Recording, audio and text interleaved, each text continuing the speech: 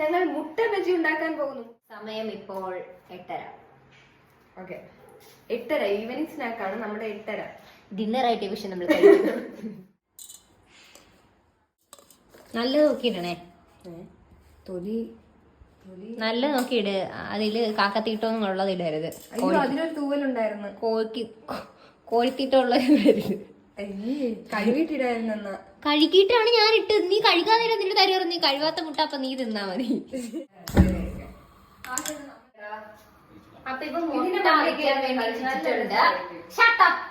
സൺഡേയാണോ? ഇപ്പൊ മുട്ട ബജി ഉണ്ടാക്കാൻ നമ്മള് മുട്ട ഇട്ടിട്ടുണ്ട്. ഞാൻ കുറച്ച് സൈലന്റ് ആണ്. മുട്ട ഇട്ടിട്ടുണ്ട്. നമ്മൾ എന്താ ചെയ്യാൻ പോകുന്നത്, ഇതൊന്ന് അവിച്ച് സെറ്റ് ആയിട്ട് ഇവിടുത്തെ ചായ ലവേഴ്സ് ആയ രേവതിക്കും ആശിഷേട്ടനും നമ്മൾ എന്താ ചെയ്യാൻ പോകുന്നത്, ചായ ഉണ്ടാക്കാൻ പോവാ. ഞാൻ ചായ ഉണ്ടാക്കത്തില്ല, കുടിക്കത്തില്ല. കുടിക്കില്ലെങ്കിൽ മാറിപ്പോകും. ഓൾറെഡി കട്ടൻ ഇട്ട് വെച്ചിട്ടുണ്ടായിരുന്നു. എന്താ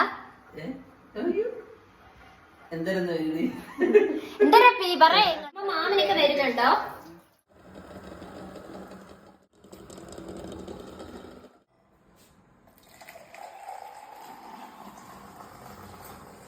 ചായക്കടയിൽ നിന്നിട്ടുണ്ട്.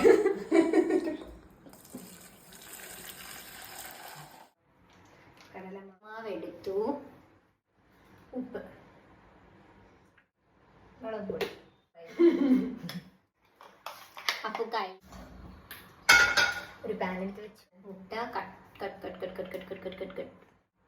എണ്ണ ഒഴിക്കുക. എണ്ണ ഇനി എന്താ ചെയ്യണമെന്ന് അറിയോ? കുറച്ച് ചായ കുടിക്കുക. ആദ്യത്തെ ഒരു മുട്ട നമ്മൾ ഇട്ടു. കൊള്ളാങ്കിലും കൊള്ളില്ലെങ്കിലും അത് അതുപോലെ തന്നെ പറയണം. കൊള്ളില്ലെങ്കിൽ ഇവിടെ വെച്ച് നിർത്തിക്കോളാം. ബാക്കി ഒരൊറ്റ മുട്ട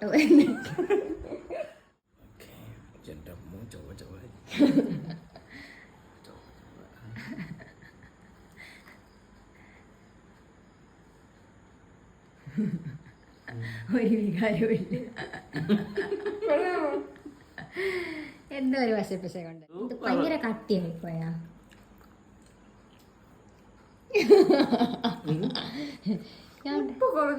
മുട്ടയുടെ തുണി എന്ന് പറയുന്നത് മാവാണ്. ഈ മാവാണ് ആവണിക്ക് ഇഷ്ടപ്പെട്ടത്. അപ്പം ഈ തുണി എല്ലാവരും കഴിക്കാൻ നേരത്ത് ഊരി ആവണിക്ക് കൊടുക്കുക. മുട്ട ബജി ചെറുതായിട്ടൊന്ന് ഫ്ലോപ്പ് ആയി എന്നാണ് തോന്നുന്നത്. അത് കാരണം നമ്മൾ കാബേജി ഉണ്ടാക്കാമെന്ന് വിചാരിച്ചു. അപ്പോഴേക്കും മാമിയും മാമനും ഒക്കെ എത്തിയായിരുന്നു. മാമിയുടെ സഹായത്തോടു കൂടി അതങ്ങ് സെറ്റാക്കി ഗൈസ്.